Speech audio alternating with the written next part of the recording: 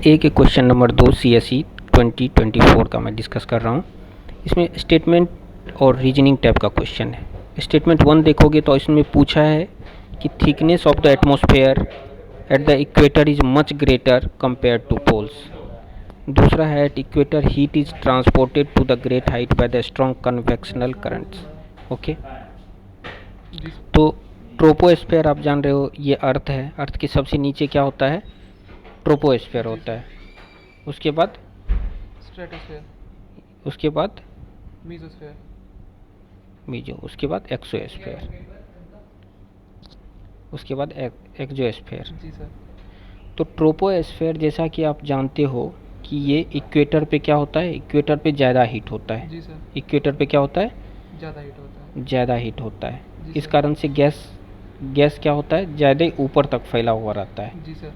और पोल्स पे क्या होता है? कम रहता है। जी सर। परफेक्ट। बिल्कुल तो सही। इक्वेटर पे आप अपने एनसीईआरटी में भी पढ़ते होगे कि इक्वेटर पे वो क्या होगा? ये बड़ा होगा ट्रोपोस्फेयर, जबकि पोल्स पे छोटा होगा। जी सर। कितना छोटा, कितना बड़ा? अब मुझे इस पर देखना है। स्टेटमेंट 1 को दिया है, ये बोला है much greater. Sir much greater इसमें कितना माना जाए? मतलब कि 8-18 तो ये एनसीईआरटी में लिखा, हाँ। लेकिन ये मच ग्रेटर है, इसको हम कैसे आइडिया ले सकते हैं? 8-18 लिया हुआ है, मतलब 2 और मैक्सिमम 2.5 टाइम्स ये हो सकता है। जी सर। हालांकि हम मैथ्स में जो पढ़ते हैं मच ग्रेटर कहने का मतलब है कम से कम 10 टाइम्स, जी सर। 100 टाइम्स, 1000 टाइम्स, तभी हम मच ग्रेटर कहते हैं। जी सर। जैसे कि मच ग्रेटर कहने का मतलब हुआ इंडिया वर्सेस गोवा, जी सर। तो हम बोल सकते हैं India is much greater than Goa. जी सर। बट हम ये नहीं कह सकते हैं कि Bihar is much greater than Bengal जी और sir. Maharashtra is much greater than Bihar, because ये दोनों कंपेरेबल है। 1 और 2 Identical टाइम्स, type यहाँ 1 और 2 टाइम्स ज़्यादा बड़ा होगा क्षेत्रफल जी में। सर।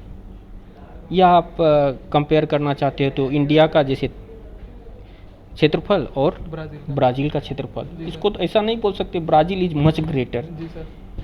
तो इस संदर्भ में मुझे डाउट है कि यूपीएससी क्या आंसर मानता है। या तो इसको वो सही भी मान सकता है या गलत भी, जी सर। डिपेंड करता है कि मच ग्रेटर कहने का मतलब क्या है।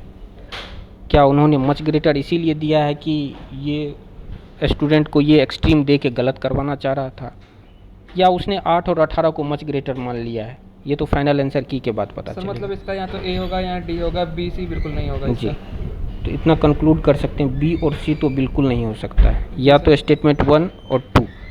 हालांकि अगर इसको हम ये मान के चले ग्रेटर 8 और 18, तो बी स्टेटमेंट भी क्या है? ट्रू है। जी sir. At equator heat is transported great height. NCERT की लाइन उठाई जी, हमने। हीट क्या होता है? इक्वेटर पे ज़्यादा हीट रहेगा तो वो ज़्यादा दूर तक कन्वेक्शनल करंट रहेगा। जी सर। थर्मोडायनेमिक्स के लॉ में पढ़ते हो आप कि जितना ज़्यादा हीट उतना ज़्यादा रेडिएशन होगा। ओके, जी सर। और इसका ये एक्सप्लेन भी कर रहा है। अगर आप स्टेटमेंट 1 को करेक्ट मानते हो तो इसका स्टेटमेंट 1 होगा। जी सर। अगर आप स्टेटमेंट 2 को गलत मानते हो तो स्टेटमेंट डी होगा। अब हमें देखना होगा कि यूपीएससी इसका क्या आंसर देता है। यूपीएससी जब तक आंसर की रिलीज नहीं कर देता, इस स्टेटमेंट के बारे में हम कुछ नहीं कर सकते हैं। बस इतना कंक्लूड कर सकते हैं कि thickness of the troposphere is greater than thickness of the equator at पोल।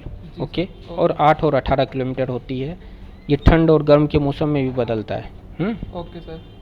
समझ गए? जी सर। धन्यवाद।